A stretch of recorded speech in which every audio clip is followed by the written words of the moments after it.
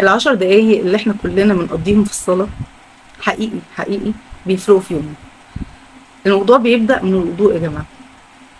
كلنا كبرنا ثواني، يعني الكلام مش معلومات او حاجة دينية او بس هتكلم عن تجربة شخصية في ان طول عمرنا كبرنا واغلب الناس حوالينا وكده ان احنا كبرنا على ان الصلاة جنة ونار وفريضة ولا، ودي الفرق بينها بين المسلم والمشرك والكلام ده كله. طيب حلو قوي. بس ليه احنا بقى، يعني ليه 90% مننا الا من رحم ربي طبعا عشان نبقى عارفين بنأجل الصلاة؟ لا خلي العصر بعد شوية، خليني اجمع الصلوات لبكرة، انسى، انشغل في حاجة تانية. يعني انتي بس نسيتي نقطة مهمة قوي.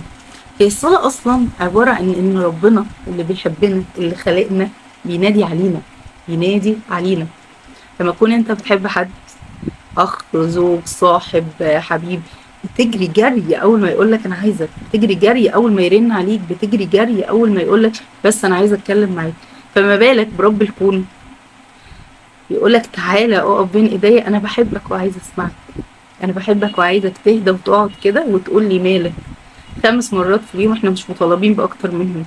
النوافل والكلام ده بيجي بعدين، لما احنا طبعا بالنسبه للناس اللي هي يعني مش مواظبه على الصلاه زي انا في يوم من الايام طبعا. يعني لما تيجي بقى تقف كده قدام ربنا، الموضوع بيبتدي بقى من الوضوء. الناس اللي هم بتوع الثيرابي والموتيفيشن والحاجات اللي هي الملعبكه بتاعت التنميه البشريه دي، كلهم بيتكلموا في نقطه ايه يعني. وهتكلم على الاجانب بالاخص لان هم طبعا ما عندهمش دين اسلامي، فدايما احنا طبعا بنتعظ بيهم ونقول ان الاجانب يعرفوا كل حاجه والكلام ده.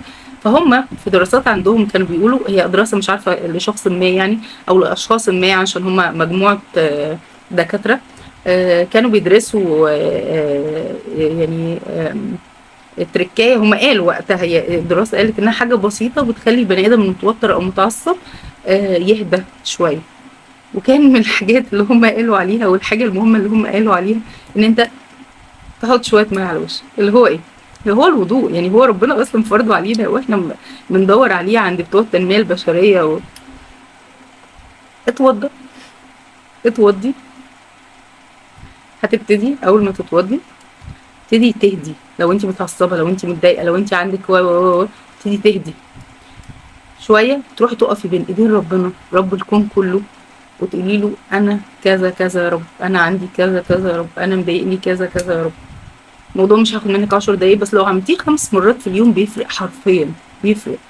الموضوع مش حكايه ان احنا مثلا مش هنتضايق او مش هنتعصب او بس هيبقى عندنا تقبل اكتر للحياه، هيبقى عندنا تقبل اكتر للمعاملات اللي بتحصل معانا، هيبقى عندنا تقبل اكتر للمواقف. لما بيحصل معايا موقف يضايقني على الاقل، يعني بدل ما انا كنت هاخد مثلا اسبوع 2 عشان اتعافى هبتدي ان انا الوقت بتاع التعافي بتاعي يقل طول ما انا مرتبطه ان انا بروح لربنا وعندي ثقه كامله ان ولسوف يعطيك ربك فترضى. فاللي هو انا عندي ايمان ويقين ان ربنا هيرضيني، ان ربنا وخلينا نكون منصفين اكتر واقول ان ربنا احيانا بيراضي مش في الدنيا، عشان برضو ما حدش يقول لي لا ما انا طول عمري بعاني وانا طول عمري وانا طول عمري. هو احنا اصلا موجودين في الدنيا عشان نعاني.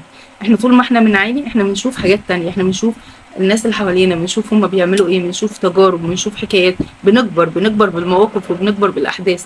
لكن طول ما الحاجات دي ما بتحصلش فانا واقف مكاني ستوب، انا مش بعمل حاجه. فهي الحياه كده، الحياه كده لازم احنا بنتعلم ونجرب ونشوف. ف نقطه حقيقيه من الحاجات اللي حقيقي لازم كل حد يحافظ عليها الصلاه. الموضوع بعيد تماما على ان انا شيخه بقى وان انا بتكلم في الدين ولا. انا حقيقي ما اقدرش اتكلم في الدين لان معلوماتي الدينيه قليله جدا، وانا بحاول بقدر الامكان ان انا يمكن لما كبرت شويه فهمت ان انا محتاجه ده، محتاجه ان انا اعرف حاجات دينيه اكتر. يمكن موضوع الصلاه ده كان من اهم المواضيع اللي بدات ان انا انتظم فيها.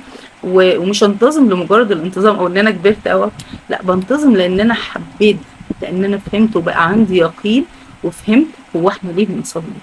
احنا مش مجرد بنصلي عشان هي جنه ونار، احنا بنصلي عشان احنا اللي محتاجين ربنا، احنا اللي محتاجين نقف بين ايديه، احنا اللي محتاجينه.